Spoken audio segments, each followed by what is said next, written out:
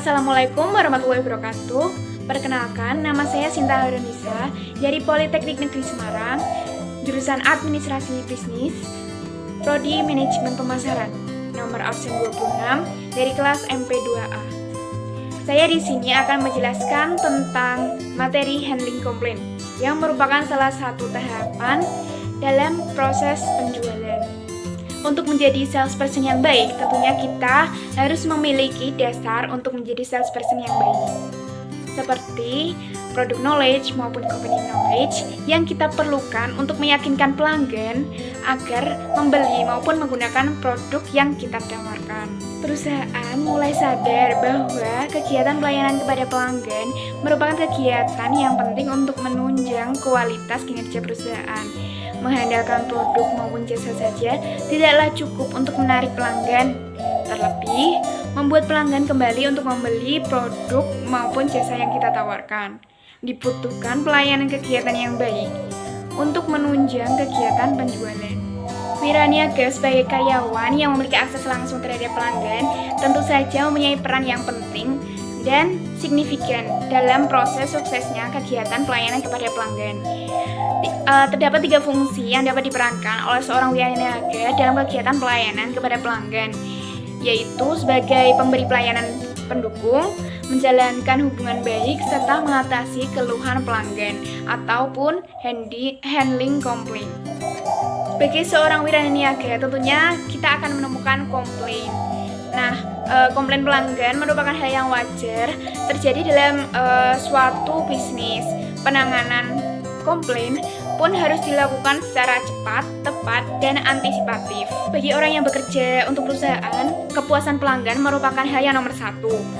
Perusahaan yang mendorong pelanggannya untuk komplain merupakan perusahaan yang mengalami pergeseran perspektif mengenai komplain pelanggan. Jadi komplain pelanggan tidak dianggap menjadi sesuatu hal yang negatif, namun sesuatu yang positif. Hal ini membuat perusahaan tahu bagian-bagian mana saja yang perlu diperbaiki oleh perusahaan, seperti kemasan atau packagingnya, rasa maupun kualitas pelayanannya. Untuk itu akan memudahkan perusahaan untuk memperbaiki produk ataupun jasa tersebut. Sebagai seorang wiraniaga, komplain juga dapat merusak kepercayaan diri maupun antusias wiraniaga. Namun, komplain tersebut merupakan hal yang wajar. Untuk itu, kita perlu mengolah kata maupun sikap kita dalam menghadapi pelanggan yang komplain. Hal ini juga mencerminkan kita sebagai wiraniaga yang profesional ataupun tidak. Sebelum kita mulai pelatihan kali ini, apa sih tujuan diadakannya pelatihan ini?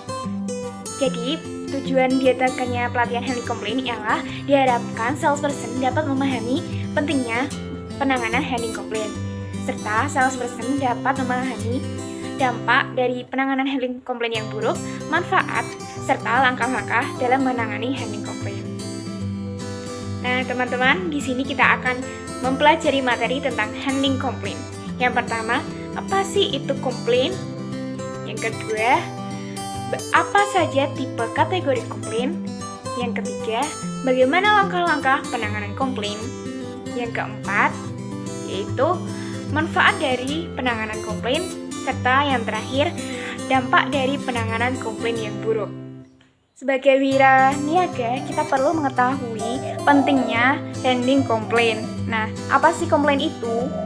Komplain atau keluhan adalah salah satu bagian dari ekspresi negatif yang dihasilkan karena ketidaksesuaian kenyataan dengan keinginan seseorang, yaitu pelanggan. Nah, dalam komplain tersebut, langkah wiraniaga untuk menerima segala keluhan dari pelanggan berkaitan dengan penggunaan produk atau sejenisnya, dan bagaimana kita menghandle atau mengatasi komplain pelanggan. Setelah kita mengetahui komplain, maka kita juga perlu mengetahui jenis-jenis komplain. Kategori komplain apa yang sedang diutarakan oleh pelanggan. Nah, apa sih kategori komplain itu? Kategori komplain terdapat 4 jenis, yaitu mechanical complaint. Komplain jenis ini adalah komplain yang disebabkan oleh kesalahan yang terjadi pada perlengkapan yang tersedia di perusahaan. Ambil contoh, misalkan pada sebuah restoran, lampu pada restoran yang mati, meja atau kursi yang patah, ataupun air conditioner atau AC yang tidak dingin. merupakan contoh-contoh dari mechanical complaint. Selanjutnya yaitu attitudinal complaint. Nah, komplain jenis ini disebabkan karena pekerja mempunyai sikap yang buruk dalam pelayanan. Misalkan, pelayanan menggunakan sikap yang tidak ramah. Nah, hal ini termasuk dalam attitudinal complaint. Selanjutnya, yang ketiga adalah service related complaint. Nah, apa sih service related complaint ini? Komplain jenis ini yang disebabkan oleh buruknya pelayanan yang diberikan di sebuah perusahaan. Ambil contoh, misalkan di sebuah restoran, seperti menunggu terlalu lama, makanan atau minuman yang datang, tidak tersedianya alat makan di atas meja, ataupun makanan yang disajikan sudah dingin. Nah, contoh-contoh tersebut masuk ke dalam service related complaint. Selanjutnya, yang terakhir adalah unusual complaints. Nah, apa sih unusual complaints? Konsumen juga dapat melakukan komplain karena tidak adanya ruang khusus, misalkan bagi yang tidak merokok, ataupun karena suasana dalam perusahaan tersebut atau bisnis tersebut tidak nyaman. Seperti itu. Kita sebagai wiraniaga tentunya kedepannya tidak akan asing dengan komplain pelanggan. Untuk itu, kita sebaiknya membekali diri kita sendiri tentang pengetahuan bagaimana sih langkah-langkah yang diperlukan dalam menangani komplain pelanggan. Terdapat tips dalam menangani komplain pelanggan. Yang pertama yaitu menerima keluhan pelanggan dengan senang. Pelanggan akan merasa senang jika kita menyambut komplain mereka dengan sikap yang ramah. Selanjutnya yaitu tunjukkan empati terhadap pelanggan. Pelanggan merasa dihargai apabila kita berempati terhadap permasalahan mereka. Selanjutnya yaitu kumpulkan fakta-fakta yang objektif untuk menemukan di mana letak kesalahan dari komplain pelanggan tersebut. Selanjutnya yaitu menetapkan sumber kesalahan, apakah bersumber dari perusahaan, produk kita, ataupun dari kesalahan pemakaian konsumen. Selanjutnya yaitu memutuskan tindakan yang diambil. Konsumen akan menghargai apabila kita memberikan solusi atas permasalahan yang mereka hadapi. Yang terakhir yaitu melaksanakan tindakan dengan tepat, cepat, dan adil. Setelah kita mengetahui langkah-langkah yang digunakan untuk menangani komplain pelanggan, kita juga harus menanamkan pada diri kita pemikiran yang positif, serta memberikan sugesti pada diri kita sendiri bahwa komplain pelanggan adalah bentuk perhatian dari pelanggan kepada kita. Terdapat manfaat dari keluhan pelanggan. Nah, apa saja sih manfaat itu? Antara lain yaitu pertama, bisa mengetahui kekurangan dari layanan yang diterima oleh pelanggan dan bagaimana cara kita meningkatkan kualitas dari produk. Yang kedua, yaitu mendapatkan pengetahuan seputar kompetitor dari pelanggan, karena pelanggan yang kecewa biasanya membandingkan antara pelayanan kita dengan pelayanan yang lain. Entah pelanggan tersebut dapat info dari media sosial, media online, ataupun dari pengalaman temannya.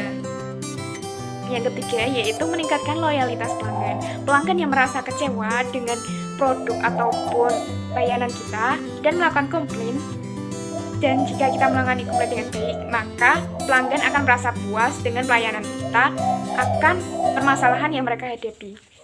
Hal ini akan meningkatkan kecenderungan loyalitas pelanggan terhadap perusahaan kita. Selanjutnya yaitu meningkatkan reputasi perusahaan di ranah online.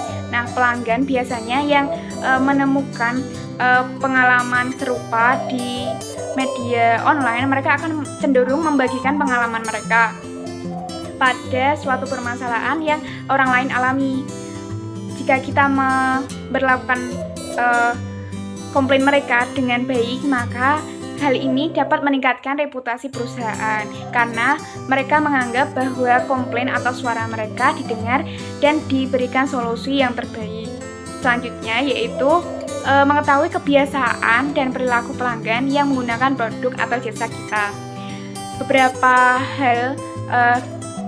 Beberapa pelanggan yang komplain, hal itu dikarenakan akibat kesalahan penggunaan dari pelanggan sendiri. Nah, hal ini kita juga dapat mengetahui informasi bagaimana pelanggan tersebut memperlakukan produk yang mereka beli. Setelah kita mengetahui manfaat dari penanganan handling komplain yang baik, kita juga harus mengetahui dampak dari penanganan handling komplain yang buruk.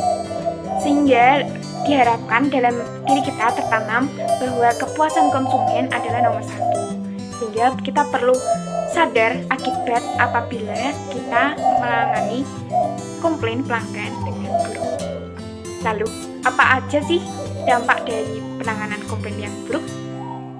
Dampak penanganan komplain yang buruk antara lain yang pertama yaitu lost trust from customer, yang artinya kehilangan kepercayaan dari pelanggan. Pelanggan kehilangan kepercayaan terhadap penjual, produk yang dijual maupun perusahaan. Nah, yang kedua yaitu negative campaign atau seruan negatif. Pelanggan yang kecewa terhadap pelayanan penanganan handling komplain, mereka akan membagikan pengalaman mereka baik terhadap teman, kerabat, maupun di media online. Nah, hal ini dapat menyerukan persepsi negatif terhadap perusahaan. Dampak dari negatif campaign yaitu menurunnya kekuatan merek suatu produk, jasa, bahkan perusahaan. Selanjutnya yaitu lost opportunity to recruit new customer, atau yang artinya kehilangan kesempatan untuk memperoleh pelanggan baru. Nah, penjual atau koperasi akan kehilangan kesempatan untuk mendapatkan penjualan dari pelanggan baru. Secara logis disebabkan kampanye negatif tadi yang terlanjur membanjir di media sosial ataupun media online. Selanjutnya yaitu high cost and huge effort, yaitu biaya untuk mengatasi pelanggan yang kecewa akibat penanganan yang tidak tepat dapat mencapai 4 kali lipat lebih dari biaya untuk merekrut pelanggan yang baru. Karena upaya yang dilakukan untuk memperbaiki kepercayaan yang rusak lebih besar dan membutuhkan waktu yang cukup lama. Yang selanjutnya yaitu confirm the current negative perception. Nah, dalam hal ini yaitu mengkonfirm persepsi-persepsi negatif yang didengar mengenai perusahaan. Jadi kegagalan mengatasi keberatan semakin membenarkan persepsi pelanggan terhadap keluhannya mengenai produk atau jasa yang dijual. Begitu juga dengan persepsi negatif terhadap koperasi yang bersangkutan. Yang selanjutnya yaitu damaging reputation and image, yang artinya bahwa yang paling serius terkena dampaknya adalah citra perusahaan, yaitu bisa tergerus habis dan berdampak pada hancurnya brand image produk atau jasa yang dijual. Selanjutnya yaitu lost revenue and lost profit, yang artinya hasil akhirnya perusahaan kehilangan revenue atau penghasilan perusahaan akibat dari banyaknya pelanggan yang beralih kepada produk dan jasa lainnya. Hal ini merupakan langkah akhir dari dampak-dampak penanganan pelanggan yang buruk. Wiraniaga berperan sangat penting dalam menghandle komplain pelanggan karena kita adalah jembatan utama antara pelanggan dan perusahaan. Dengan pelatihan kali ini, semoga salesperson mengerti pentingnya penanganan keluhan pelanggan dan mengerti bahwa kepuasan pelanggan adalah yang utama. Nah, itu dia teman-teman penjelasan mengenai handling komplain. Semoga bermanfaat. Apabila ada salah kata saya mohon maaf. Wassalamualaikum warahmatullahi wabarakatuh.